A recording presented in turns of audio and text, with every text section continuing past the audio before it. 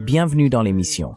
Nous sommes très heureux d'accueillir aujourd'hui Jimmy Dore, humoriste, commentateur politique et animateur de talk show, connu pour sa satire et sa critique de la politique étrangère ainsi que des médias.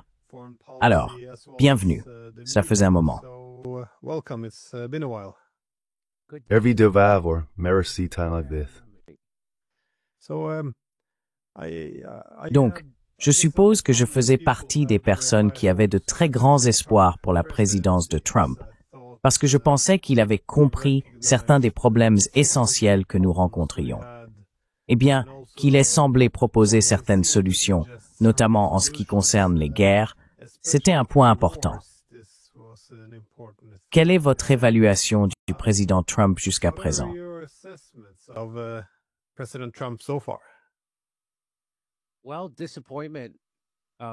Eh bien, surtout de la déception. Un point positif, c'est sur le plan intérieur, avec son directeur de la santé et des services sociaux, Robert F. Kennedy. Il semble faire un vrai travail, éliminer les substances cancérigènes de notre chaîne alimentaire, mener de véritables recherches scientifiques sur les vaccins et le Covid, ce genre de choses. Et il essaye de faire interdire les publicités pharmaceutiques à la télévision, ce qu'on ne voit pas dans d'autres pays. Mais en matière de politique étrangère, Donald Trump, eh bien vous savez, il y a un dicton aux États-Unis, peu importe pour qui vous votez, vous obtenez John McCain, ce qui veut dire que démocrates et républicains servent tous les mêmes maîtres. Et c'est vrai.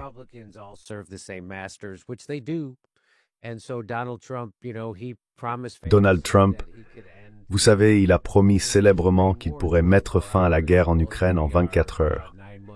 Eh bien, 9 mois plus tard, nous en sommes toujours au même point, et il continue de la financer.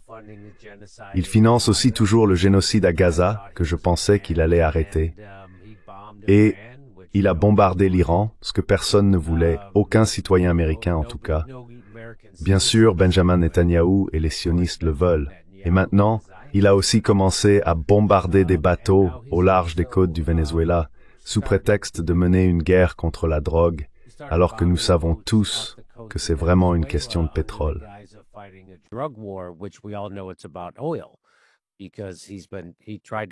Parce qu'il a essayé de renverser Maduro pendant son premier mandat de président et a tenté de reconnaître Juan Guaidó comme président du Venezuela, alors que personne d'autre ne l'avait fait. Et maintenant, ils ont inventé un nouveau mensonge. Le nouveau mensonge, c'est que nous menons une guerre contre la drogue depuis le Venezuela. Vous savez, il a aussi bombardé le Yémen à la demande de Benjamin Netanyahou en Israël, alors qu'il avait critiqué Joe Biden pour avoir fait la même chose un an avant de devenir président. Il disait, vous n'avez pas besoin de bombarder le Yémen, vous pouvez régler ça avec un coup de téléphone. Il l'a fait quand même.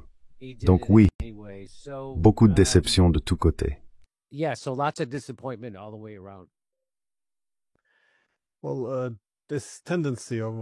bien, il y a cette tendance chez tous les présidents à suivre la même politique. Pour une raison ou une autre, j'ai trouvé que Trump paraissait très sincère dans son opposition, surtout aux guerres sans fin et à la guerre par procuration en Ukraine. Mais il existe encore différentes théories. L'une dit qu'il cherche simplement à apaiser les faucons, et d'autres suggèrent qu'il les a rejoints. As-tu une théorie sur la position réelle des choses? Parce qu'il semble qu'il adopte l'ambiguïté stratégique comme politique, ou du moins comme tactique, à part entière.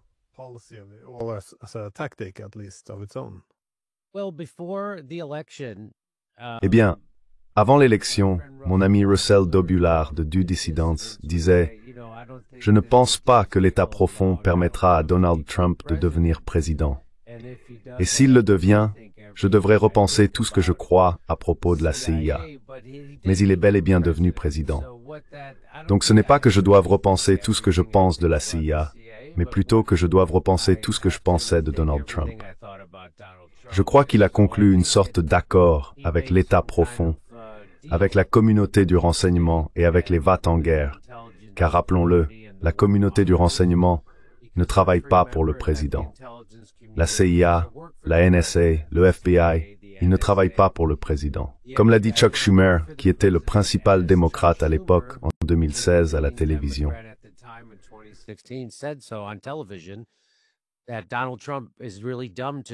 Donald Trump a été vraiment stupide de critiquer la communauté du renseignement, car elle a 6 façons différentes de se venger de vous. Ce que cela a révélé, c'est que la communauté du renseignement ne travaille pas pour le président. Et si ce n'est pas le cas, pour qui travaille-t-elle? Eh bien, elle travaille pour le complexe militaro-industriel et une poignée de milliardaires. Donc, ce que je pense qu'il s'est passé avec Donald Trump, c'est qu'il a conclu un accord avec l'État profond. Il existe différentes factions de l'État profond, et elles se livrent entre elles une lutte de pouvoir. Pour moi, l'exemple le plus clair que Trump ait conclu une sorte d'accord avec eux, ou qu'il travaille pour eux, ou qu'il en ait peur, c'est qu'il a mis fin à l'enquête sur la tentative d'assassinat dont il a été la cible à Butler, en Pennsylvanie.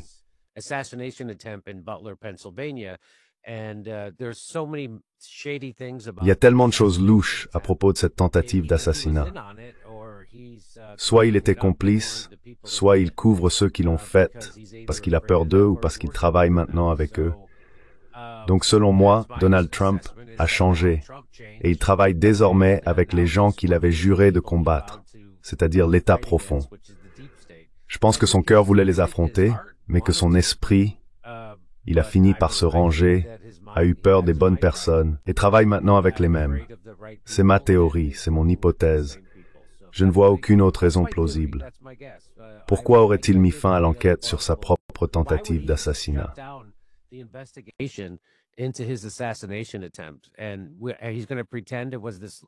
il va faire semblant que ce n'était qu'un autre tireur isolé, quelqu'un sans aucune trace sur les réseaux sociaux. Il a été aperçu 3 fois à l'intérieur d'une zone sécurisée avec un sac à dos par la police et personne ne l'a poursuivi. En plus, il lui avait assigné ce jour-là une équipe complètement différente des services secrets. Un groupe de femmes d'1,60 m au lieu d'hommes d'1,80 m. Et il n'avait placé personne sur le toit. Il y a 1 million de choses qui clochent dans cette tentative d'assassinat. C'est louche. Et il ne veut rien en savoir. C'est ce qui me fait dire qu'il est de mèche avec ceux qui veulent faire la guerre.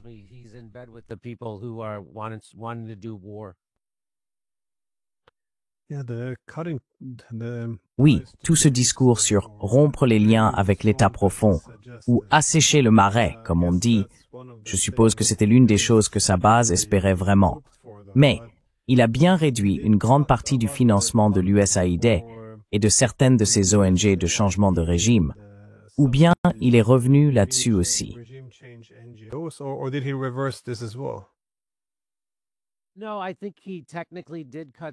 Non, je pense qu'il a techniquement réduit cela, mais en réalité, il l'a pas fait, à cause de ce qu'il a fait. Donc je ne sais pas. Il y avait quelque chose comme 100 milliards de dollars peut-être identifiés par le programme du DoD et Elon Musk. Mais ce qu'ils ont fait, c'est qu'ils n'ont pas retiré cet argent du budget américain. Ce qu'ils ont fait, c'est ajouter encore plus d'argent. En fait, il a donné 200 $ supplémentaires au Pentagone, c'est-à-dire au complexe militaro-industriel, les mêmes patents.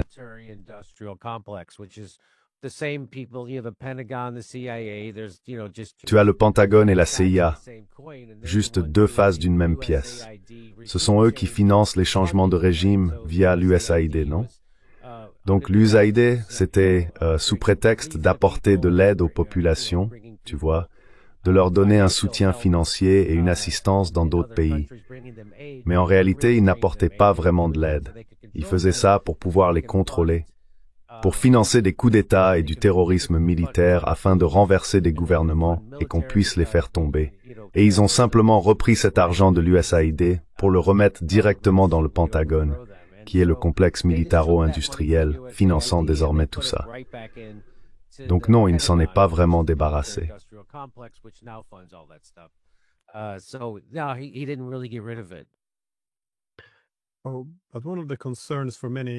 L'une des préoccupations de beaucoup, ce qui semblait faire partie de la relation fondamentale qu'il entretenait avec Musk, était cette inquiétude concernant l'endettement croissant des États-Unis. Et cela semble également faire partie de la rupture. Lorsqu'il a promu le grand projet de loi magnifique, cela revenait, à ajouter un peu plus à la dette aussi. Mais comment voyez-vous la situation évoluer maintenant? Le gouvernement américain est toujours paralysé après avoir refusé d'augmenter les dépenses. La dette est-elle désormais sous contrôle? Enfin, je suppose que non. Mais cela devient-il un problème majeur aux États-Unis? Est-ce que cela divise sa base? Ou comment évaluez-vous la situation?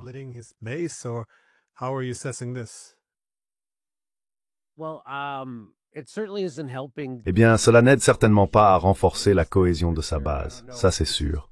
Je ne sais pas si cela divise sa base, mais cela l'a clairement séparé de lui et d'Elon Musk. Et vous savez, j'ai reçu Steve Bannon dans mon émission, il était son meilleur conseiller pendant son premier mandat de président, et il a dit, avec toute cette histoire de réduction du budget et l'effort pour éliminer le gaspillage, la fraude et les abus au sein du gouvernement, ce qui incluait la réduction de l'USAID, on saurait s'ils étaient vraiment sérieux à ce sujet s'ils commençaient à réduire le budget du Pentagone, ce qu'ils n'ont évidemment pas fait.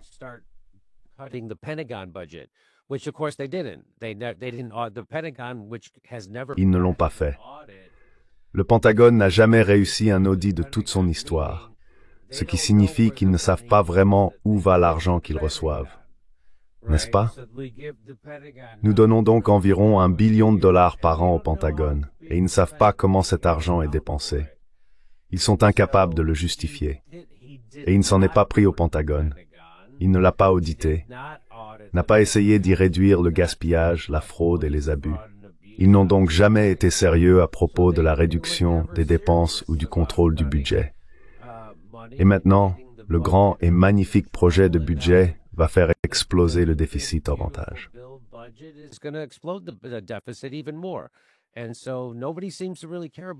Et personne ne semble vraiment s'en soucier.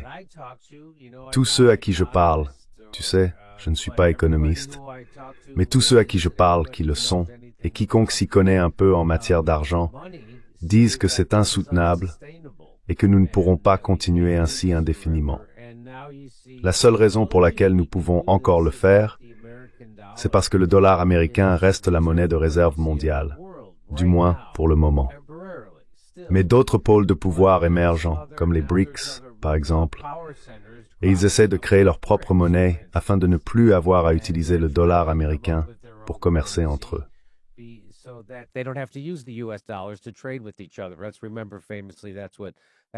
Rappelons-nous, comme on le sait, que c'est pour cette raison qu'ils ont tué Muammar Kadhafi, parce qu'il essayait d'établir un nouveau dinar pour l'Afrique afin qu'elle n'ait plus à utiliser l'euro ou le dollar américain. Donc non, je ne pense pas qu'un politicien ait quoi que ce soit à gagner à réduire le déficit budgétaire à court terme. À long terme, oui, mais à court terme, il faut réduire les programmes. Il faut couper dans des choses que les gens apprécient, et ça provoque de la douleur.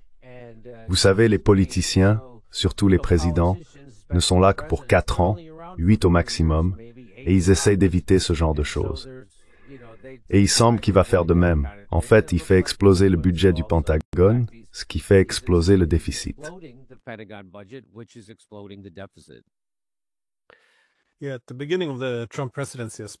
Oui, au début de la présidence de Trump, j'ai parlé avec Ron Paul. Il était assez enthousiaste à l'époque, et il semblait avoir l'espoir de mettre fin à la Fed et d'auditer le Pentagone. Mais oui, rien de tout cela ne semble s'être concrétisé. Encore une fois, je ne suis pas sûr qu'il ait été sincère au départ. Je pense qu'il l'était, donc je ne sais pas trop ce qui a changé à ce niveau-là. Mais tu as mentionné les BRICS. Et on pourrait mettre l'Organisation de coopération de Shanghai dans le même panier. C'est-à-dire, une grande partie du monde, les grandes puissances émergentes, s'inquiètent beaucoup de la dette insoutenable des États-Unis et de l'Europe d'ailleurs.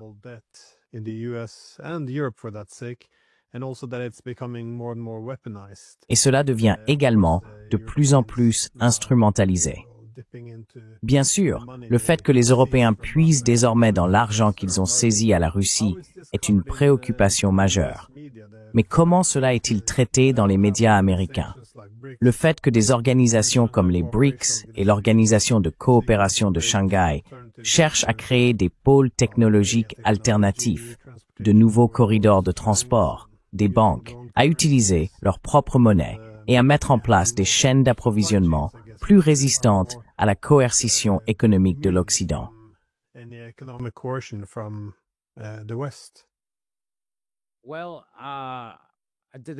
Eh bien, il ne semble pas y avoir le moindre sentiment d'urgence pour résoudre ce problème. Cela ne vient pas des médias. Bien sûr, les Américains aimeraient réduire le déficit. Ce qui dérange vraiment les gens aux États-Unis, c'est qu'il y a de l'argent à profusion, comme s'ils pouvaient claquer des doigts et envoyer quelques centaines de milliards de dollars à l'Ukraine, le pays le plus corrompu de toute l'Europe, sans aucun contrôle sur la façon dont cet argent est dépensé. Et ils impriment simplement cet argent et le leur envoient. Ils ne taxent pas les gens. Ils n'ont pas instauré un nouvel impôt pour lever cet argent à envoyer à l'Ukraine, car s'ils essayaient de le faire, les gens ne le paieraient pas et se révolteraient.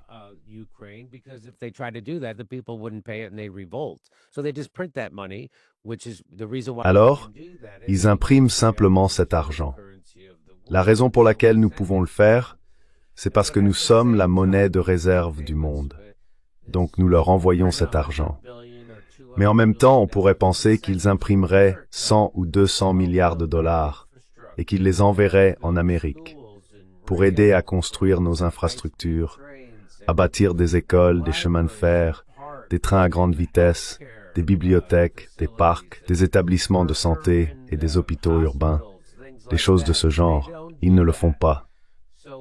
Nous finissons donc comme tous les empires finissent, nous nous surmenons militairement.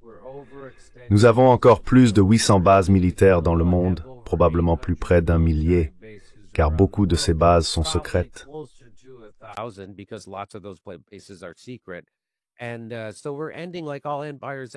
Et donc, nous finissons comme tous les empires finissent, nous nous surmenons militairement. Les milliardaires remplissent leurs poches avec l'argent du Trésor américain, et cet argent n'est pas remplacé. Nous avons une dette de 37 ou 38 000 milliards de dollars, sans aucun plan pour y remédier. Pendant ce temps, ils réduisent les dépenses de santé ici chez nous, ils coupent dans Medicaid et Medicare, et maintenant, ils essayent d'augmenter l'âge de la retraite. Ils font donc exactement le contraire de ce qu'ils devraient faire. Et bien sûr, ils ne s'occupent pas de leur propre population, parce que nous vivons dans une oligarchie. Ce n'est pas une démocratie, et les oligarques remplissent leurs poches avec les bons du Trésor américain.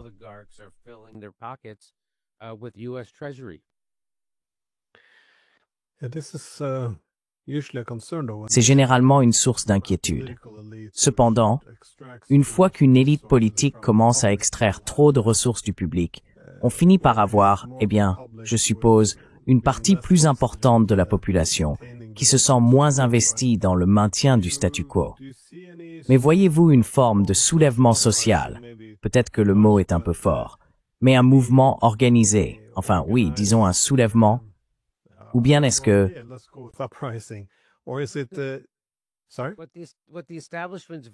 Ce en quoi l'establishment excelle vraiment.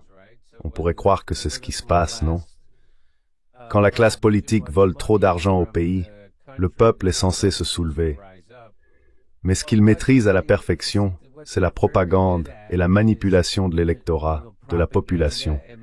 Ils savent comment diviser les gens. Si tu divises, tu peux conquérir. Et c'est exactement ce qu'ils font. C'est tout ce faux clivage gauche-droite qui est bidon. C'est une fausse division, parce que la plupart des gens sont d'accord sur beaucoup de choses. Mais ils doivent te pousser à détester la moitié du pays, et l'autre moitié à détester la première.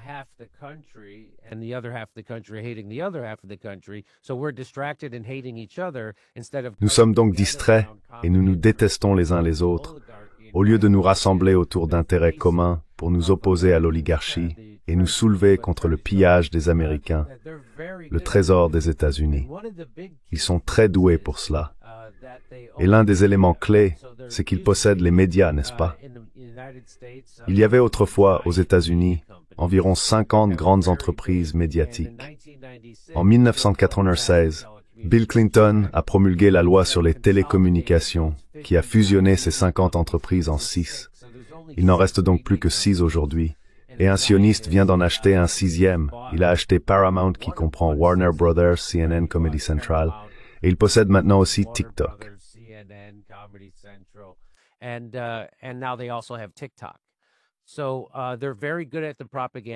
Ils sont donc très doués pour utiliser la propagande afin de diviser les gens, ce qui maintient tout le monde dans la méfiance et la haine de son voisin, au lieu de s'unir avec lui autour d'intérêts communs pour s'opposer à l'oligarchie, ce qui est nécessaire.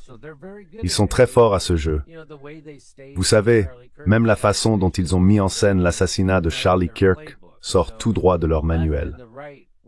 La gauche et la droite commençaient à s'unir pour rejeter le projet du Grand Israël et rejeter Benjamin Netanyahou et le sionisme, ce qu'ils font actuellement. Alors pour briser cette union, ils organisent cet assassinat et le font porter sur un amant trans, n'est-ce pas?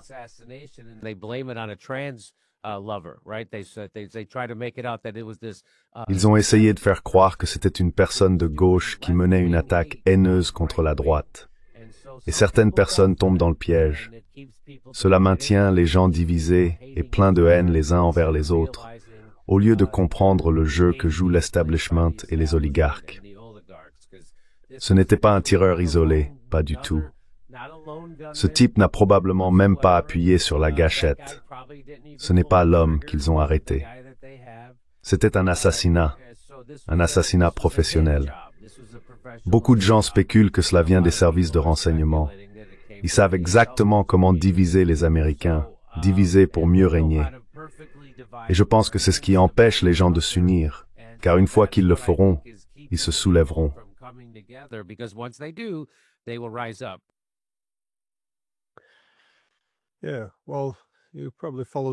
Oui, eh bien, vous avez probablement suivi ce qui se passe en Europe. La situation sociale n'est pas très bonne non plus, avec beaucoup d'instabilité politique. Mais souvent, les gens se tournent vers les États-Unis, avec leur constitution et leur cadre juridique. Cela semble offrir plus de droits, ou du moins, c'est ce que nous pensons. Mais le développement plus récent avec Trump annonçant que l'armée devrait protéger les villes américaines, ou qu'elle peut le faire. En gros, déployer l'armée dans les villes américaines pour rétablir l'ordre. Il a publié un tweet où il qualifiait, je crois que c'était Portland, de zone de guerre. Est-ce simplement, vous savez, de la rhétorique sur Twitter, ou assistons-nous réellement à l'utilisation sérieuse de l'armée sur le sol américain?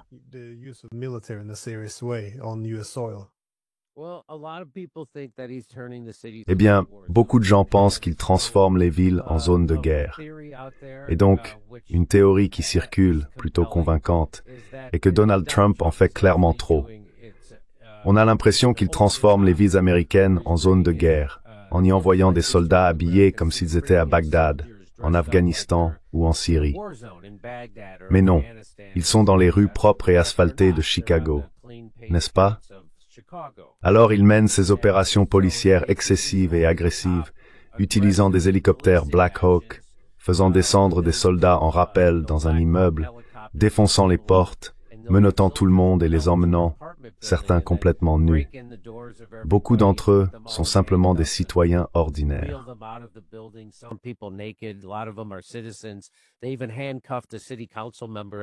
Ils ont même menotté un membre du conseil municipal dans un hôpital de Chicago. L'une des théories avancées est que la raison pour laquelle ils font cette démonstration de force excessive est de provoquer une réaction afin d'inciter davantage de violence de la part des personnes qu'ils surpolissent. Ils pourraient ensuite s'en servir comme prétexte pour renforcer l'état de surveillance via Palantir. Cette théorie me paraît très cohérente, car Donald Trump est en train d'intensifier l'état de surveillance, et c'est précisément l'anathème, le contraire exact de ce que veut sa base.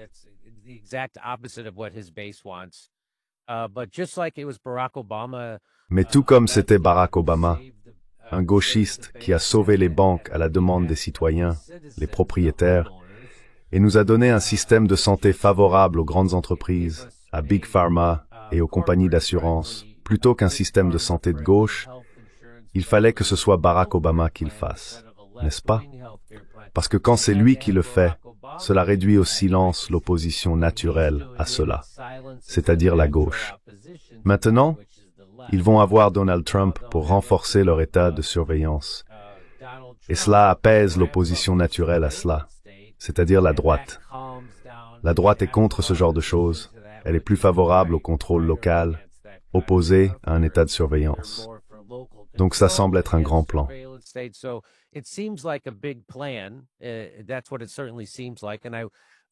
C'est bien ce qu'il semble.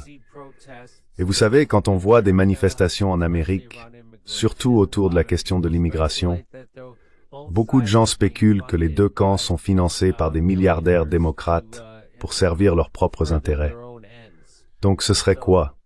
Donald Trump mène clairement une démonstration de force excessive dans ces villes, en faisant venir l'armée, la garde nationale et l'ICE déguisés comme des militaires, portant des masques sur le visage, ce qui encore une fois va à l'encontre des pratiques policières américaines. C'est donc pour provoquer un contre-coup, susciter une réaction afin qu'ils puissent ensuite utiliser cette réaction pour renforcer l'état de surveillance.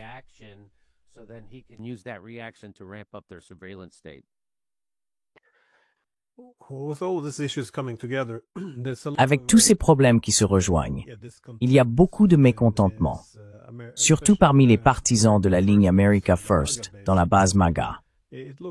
Mais il semblait que la seule chose qui pouvait faire tomber Trump, en dehors du fait de placer Israël avant les États-Unis, la seule chose qui semblait vraiment lui nuire, c'était l'affaire Epstein.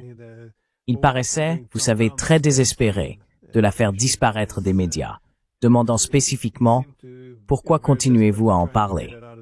Mais elle a fini par disparaître des actualités. Ou peut-être que c'est simplement l'impression que nous avons vue de l'extérieur. Toute la pression autour des dossiers Epstein s'est-elle dissipée maintenant?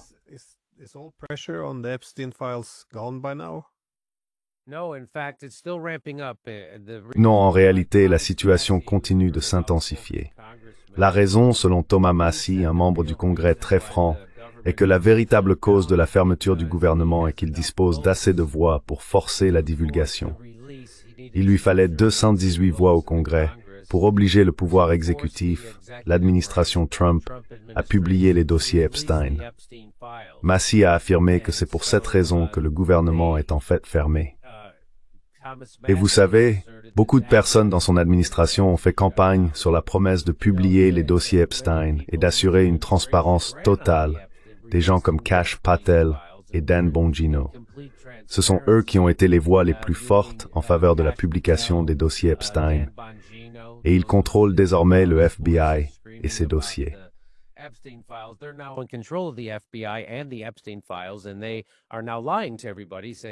Et maintenant, ils mentent à tout le monde en disant que Jeffrey Epstein s'est suicidé. Tout le monde sait qu'ils mentent à ce sujet. Ils affirment qu'il n'y a pas eu de complot de trafic d'enfants. Tout le monde sait qu'ils mentent là-dessus aussi. Et ils prétendent ne pas collaborer avec des agences de renseignement, ce que tout le monde sait être un autre mensonge. Les gens disent qu'ils le font à la demande de Donald Trump. Eh bien, Donald Trump le fait à la demande de Benjamin Netanyahou et de ses donateurs, n'est-ce pas? C'est de cela qu'il s'agit. Donald Trump a des conseillers, c'est pas lui le patron, il a des patrons. Et l'affaire Epstein, les dossiers Epstein, prouvent qu'il a des patrons. C'est pourquoi il essaie d'étouffer l'affaire. Cela n'aura pas lieu.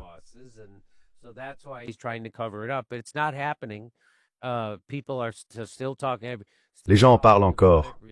Publiez les dossiers Epstein. Ils continuent d'essayer de créer des distractions. Et c'est peut-être une autre raison, pour revenir à ta question précédente, pour laquelle il déploie une telle démonstration de force dans ces villes. C'est une autre diversion, une tentative de détourner l'attention des dossiers Epstein, de Gaza et de sa soumission à Benjamin Netanyahou et à l'État d'Israël. Il essaye de changer de sujet, et peu importe que ce soit négatif ou positif, il veut simplement le changer. C'est ce qu'il fait.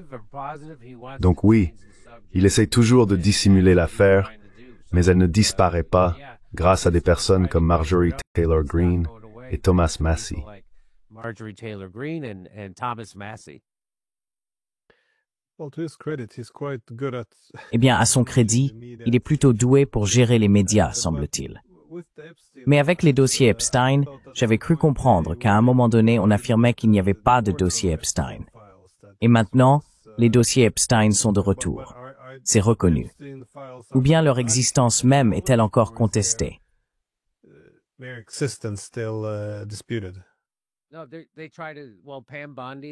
Non, ils essaient de le faire. Eh bien, Pam Bondi, la procureure générale, Donald Trump, ils essayent tous de faire comme si les dossiers Epstein n'existaient pas.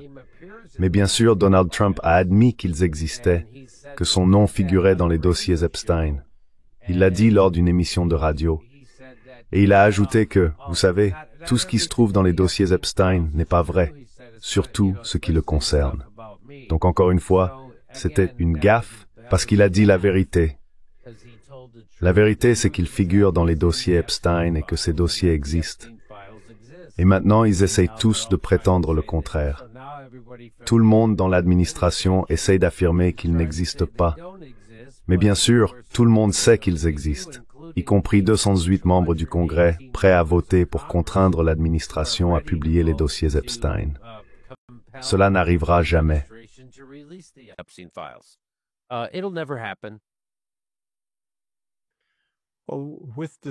Eh bien, les médias ont leurs propres priorités. Selon toi, quelles sont les questions politiques les plus importantes par rapport à celles sur lesquelles les médias se concentrent réellement? Ou bien, les médias couvrent-ils un large éventail de ces sujets?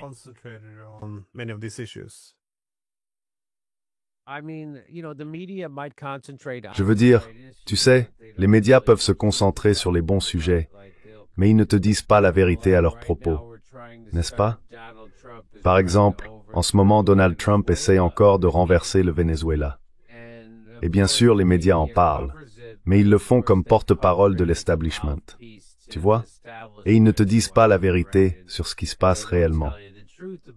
Ils se contentent de répéter toute la propagande venant de l'establishment sur les raisons pour lesquelles nous devrions essayer de renverser à nouveau le Venezuela.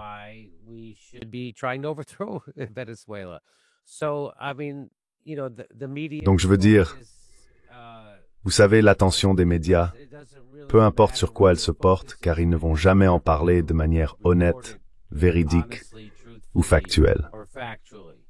Alors souvenons-nous, comme Noam Chomsky et Ed Herman nous l'ont appris, que les médias ne sont pas là pour nous informer. Les médias sont là pour fabriquer le consentement aux politiques des oligarques. Et c'est ce qu'ils ont toujours fait et ce qu'ils feront toujours. Et c'est pour cela que des émissions comme celle-ci existent, parce qu'elles constituent un antidote à cette propagande.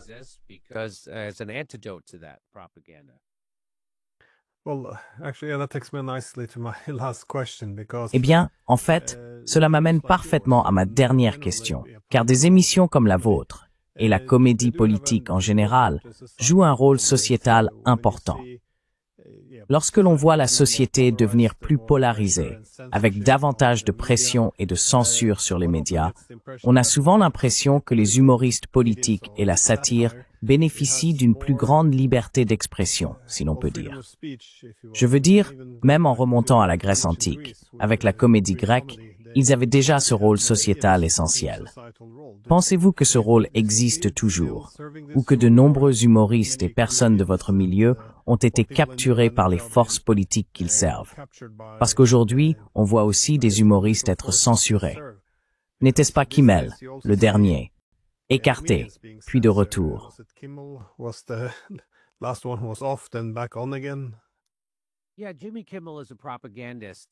Oui, Jimmy Kimmel est un propagandiste, comme la plupart des humoristes.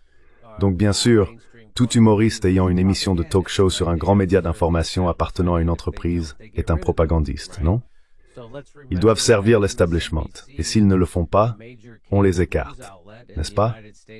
Rappelons que MSNBC, une grande chaîne d'information câblée aux États-Unis, a renvoyé Phil Donahue, non pas pour avoir menti, mais pour avoir dit la vérité sur la guerre en Irak.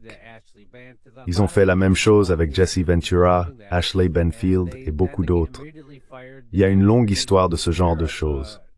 Et ensuite, ils ont immédiatement renvoyé 3 présentateurs arabes de MSNBC après le 7 octobre, lorsque le conflit Israël-Gaza a commencé ou s'est intensifié. Donc, ils ne sont pas là pour vous dire la vérité. Ils sont là pour vous mentir à ce sujet. Quelle était déjà la question? J'ai oublié en plein milieu de ma réponse. Ah oui, la mesure dans laquelle les humoristes jouent encore les rôles traditionnels qu'ils tenaient autrefois. J'ai toujours été fier de faire partie de la communauté des humoristes, car nous avons toujours résisté à l'establishment. Nous mettons en lumière les failles du statu quo. Mais cela a vraiment changé, et cela a certainement changé pendant le COVID.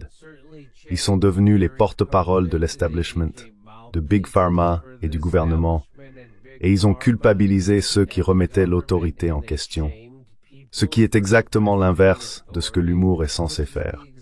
Et, vous savez, Dieu merci pour des gens comme Joe Rogan, qui comprennent encore cela, et regardez toutes les critiques qu'il reçoit simplement pour avoir remis en question l'establishment. Et il avait raison sur tout.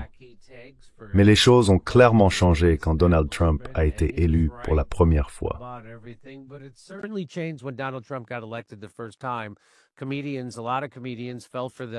Beaucoup d'humoristes sont tombés complètement dans la propagande et ne faisaient que la répéter.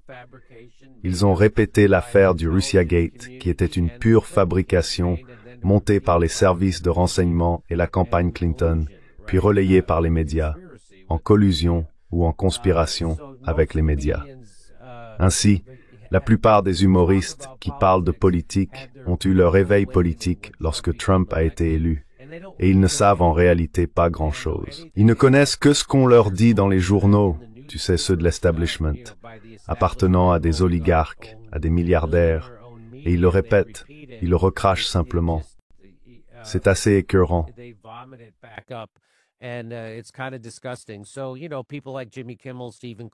Tu sais, des gens comme Jimmy Kimmel, Stephen Colbert, tous ces gens-là, y compris Bill Maher, ne seraient pas là s'ils ne servaient pas à l'oligarchie.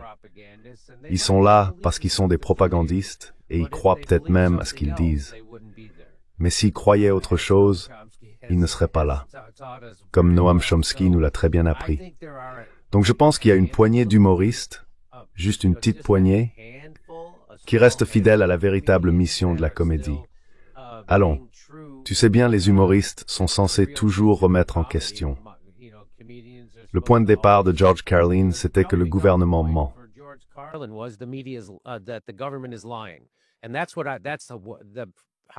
Et c'est ainsi que je pratique la comédie. Je sais que le gouvernement ment, je dois juste comprendre où. Et eux, ils ne font pas ça. La plupart des humoristes aujourd'hui, tout comme le pays, ont été très efficacement conditionnés à voir tout à travers une grille de lecture gauche-droite, et ils pensent être du bon côté. Leur camp est le bon, et ils écrivent toutes leurs blagues à partir de ce point de vue, ce qui est une erreur. Il n'y en a qu'une infime minorité qui voit à travers ce genre de propagande, et comprennent que ce n'est pas une question de gauche ou de droite. C'est une question de haut et de bas. C'est nous contre eux. Mais la plupart des humoristes tombent dans le piège. Et les humoristes de télévision, eux, ne sont là que parce qu'ils servent les oligarques.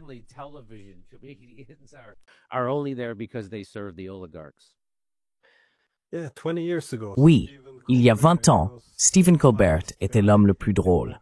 J'adorais le rôle qu'il jouait, mais je ne reconnais pas le nouveau Stephen Colbert. C'est un personnage très différent. C'est comme s'il faisait une caricature.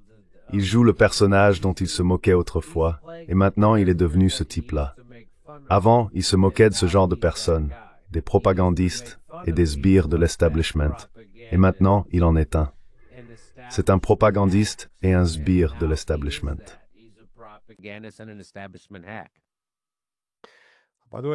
Au fait, je tiens simplement à dire que je suis un grand fan de The Jimmy Dore Show, donc je ne peux que le recommander vivement. Merci beaucoup d'avoir pris le temps. Avec plaisir. Et j'apprécie beaucoup, Nimo.